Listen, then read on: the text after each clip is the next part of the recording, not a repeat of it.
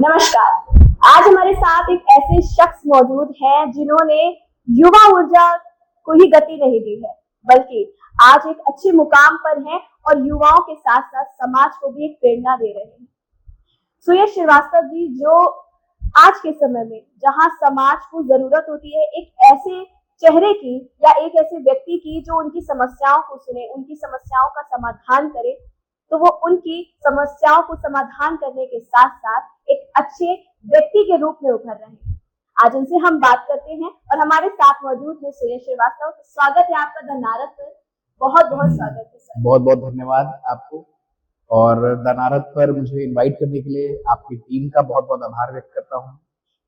Sir, आप थोड़ा अपने बारे में बताइए कि जिस संगठन से आप हैं, क्या काम करती है, कैसे काम करती है? देखिए, मैं एक आम आदमी हूँ, मैं आप सबके बीच का हूँ। मैं anti crime anti corruption trust Uttar Pradesh का अध्यक्ष हूँ, और हमारा काम यही है कि जहाँ क्राइम और करप्शन, अपराध और भ्रष्टाचार जहां भी समाज में फैलेगा, वहां हम और हमारी टीम का हर एक सिपाही आपको नजर आएगा।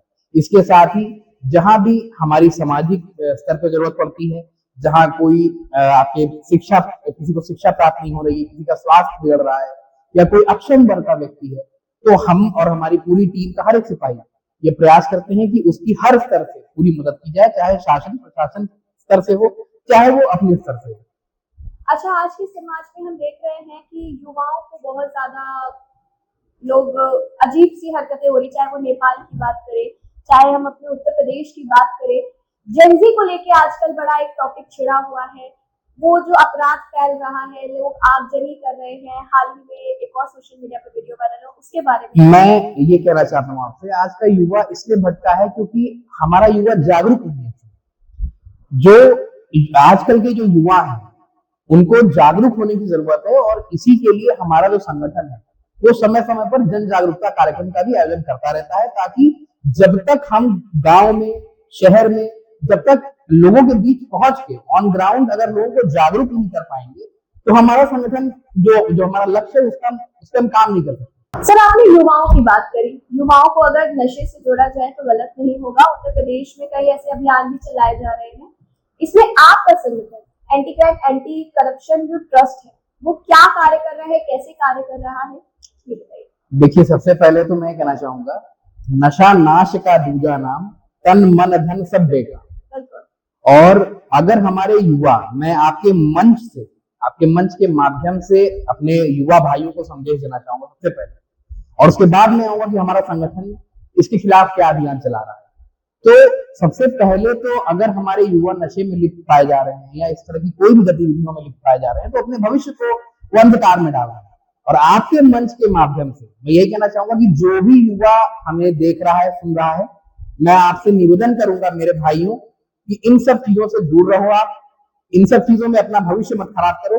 और रही बात हमारे संगठन द्वारा कार्रवाई करने की, तो अभी कुछ दिन पहले प्रयागराज से हमें सूचना प्राप्त हुई थी कि कुछ ऐसे दुकानदार हैं, कुछ ऐसे लोग हैं जो अवैध तरह से शराब पिला रहे हैं युवाओं को, और वहां पे उस पर्टिकुलर एरिया का जो है माहौल खराब हो रहा है।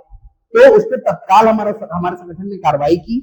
हमारे संगठन ने मुख्यमंत्री कार्यालय से लेके हर पोर्टल पर इसकी शिकायत दर्ज कराई, और मेरी व्यक्तिगत रूप से भी सिविल लाइन थाने में वहां बात हुई, और इस पर अभी मुझे सुनने में आया है कि प्रयागराज पुलिस तत्काल इस पर एक्शन ली है और कार्य कर रही है।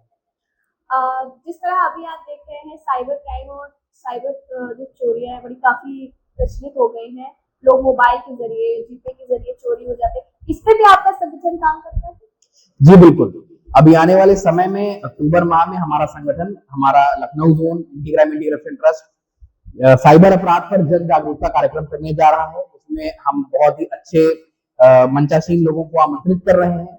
इसमें कई सारे साइबर एक्सपर्ट्स सम्मिलित होंगे, और इसमें जो भी हमारे पीड़ित लोग हैं, जो आजकल जिनके साथ साइबर फ्रॉड हो जा रहा है, सबसे बड़ी समस्या आज की जो फंस रही है वो है कि आपका जो अकाउंट है फ्रीज हो जा रहा है। ये सबसे बड़ी समस्या मेरे पास आ रही है, और जो हमारे संगठन में जो ये जानने को मिल रहा है कि कई लोगों का अकाउंट फ्रीज हो जा रहा है, और कई सारे अक्षम लोग ऐसे हैं जो जिनके पास इतना सामर्थ्य नहीं है कि वो जाए बेंगलोर जाए, बॉम्बे जाए, और अगर वो बैंक में अपने जा रहे हैं तो उनको कहा जा रहा है कि आप बेंगलोर जाओ। अब कोई भी अगर जिनके पास सक्षम नहीं, जो इतना सक्षम व्यक्ति नहीं है, जिनके पास इतना सामर्थ्य नहीं है, वो कहाँ से बेंगलोर जाएगा। तो मैं सरकार को आपके मंच के माध्यम से ये भी निवेदन करना चाहूंगा कि अगर कोई भी इस ये जो हमारा थोड़ा मुद्दा है, इसके लिए अगर कोई भी सोल्यूशन निकाल पाए तो आप अपने साइबर टीम से, अपने IT सेल एक्सपर्ट से जरूर बात करके और इस मुद्दे को जरूर हल कराने की कोशिश करें कि किसी का अकाउंट अगर फ्रीज हो तो उस पर जल्द से जल्द बैंक द्वारा या IT एक्सपर्ट द्वारा कोई कार्रवाई करके, ताकि जो पीड़ित व्यक्ति है उसको इतना जो है लोड न लेना पड़े, इतना पेन न सहना पड़े जो सह रहा है। हमारा जो संगठन है, नशा मुक्ति अभियान से लेकर साइबर जागरूकता, शिक्षा पे तमाम अभियान, मेरी जो लखनऊ जोन की तरफ से मुहिम चल रही है, कोई भूखा ना सोए मुहिम, जिसके अंतर्गत हमने 52 हफ्तों का संकल्प लिया है कि जो हमारे अनप्रिविलेज्ड लोग हैं, जो अक्षम वर्ग के लोग हैं, जो बच्चे हैं, उनके शिक्षा और स्वास्थ्य पर हम कार्य कर रहे हैं। और इसके साथ साथ अभी हाल ही में मुख्यमंत्री जी ने मिशन शक्ति 5.0 का शुभारंभ किया है, जिसके तहत अभी नवरात्र में ही आने वाले समय में हमारा जो संगठन है मिशन शक्ति 5.0 के तहत प्रयागराज और लखनऊ में कार्यक्रम करने जा रहा है। संगठन के जरिए कई जगह पे काम किया, लोगों की समस्याओं का समाधान किया। अब तक सबसे अच्छा आपको कहाँ लगा, किससे एक ऐसा आशीर्वाद मिला जो आपको आगे बढ़ने के लिए प्रेरित करता है? देखिए, पूरा समाज जहाँ भी मैं कार्य करता हूँ, जिस भी क्षेत्र में काम करता हूँ, ये सभी मेरे परिवार हैं, सभी मेरे भाई हैं, बहन हैं, और पूरा क्षेत्र जहां भी मैं कार्य कर रहा हूँ, जिसके लिए भी कार्य कर रहा हूँ, उसको अपना परिवार मानता हूँ। तो ऐसा कोई पर्टिकुलर क्षेत्र ऐसा नहीं रहा कि जहां मुझे कार्य करके बहुत अच्छा लगा। जहां भी मैं जाता हूँ मुझे अपनापन मिलता है, लोगों का प्यार मिलता है, लोगों का आशीर्वाद मिलता है, और शायद उसी के माध्यम से या उन्हीं के बदौलत आज मैं आपके बगल बैठ के और यहाँ पर आपसे संबोधन कर रहा हूँ या यहाँ बैठा हूँ। आपका संगठन anti crime anti corruption trust है, किस तरह काम करता है, किस तरह लोगों की सुनवाई करता है, जनता की समस्याओं को सुन के हल करता है? देखिए, जैसे कि हमारे संगठन का नाम है anti crime anti corruption trust, तो जाहिर सी बात है जहां समाज में अपराध, भ्रष्टाचार और कोई भी ऐसे अराजक तत्व या कोई भी अराजक मुद्दे ऐसे आते हैं तो उसके खिलाफ, क्राइम और करप्शन की अगेंस्ट, क्योंकि जैसे आज के समय में कई सारे लोग ऐसे हैं, कई सारे अक्षम वर्ग के लोग ऐसे हैं जिनको एक एप्लीकेशन तक नहीं है कि वो अपनी बात को उच्चाधिकारियों तक पहुंचाएं कैसे, अपनी तहरीर दे कैसे। तो ऐसे लोग भी हमारे पास आते हैं कि हाँ सर, हमारी ये शिकायत है या हमारी शिकायत यहाँ पर इस थाने में सुनवाई नहीं हो रही, मैं कैसे क्या कहूँ, मैं क्या बात करूँ। ऐसे भी लोग हैं।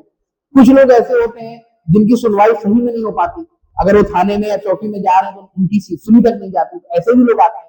तो हमारा संगठन ऐसे लोगों के तत्पर है और 24 घंटे खड़ा है जो इस तरह से पीड़ित हैं और जिनको न्याय की गुहार है। जब आप अभियान चलाते हैं, मुहिम चलाते हैं, तो जाहिर सी बात है कई चुनौतियां भी आपके सामने आके खड़ी हो जाती होंगी, दस्तक जरूर देती होंगी। तो ऐसी कोई कई चुनौतियां आई हैं जो आप मुझे बता सकते हैं?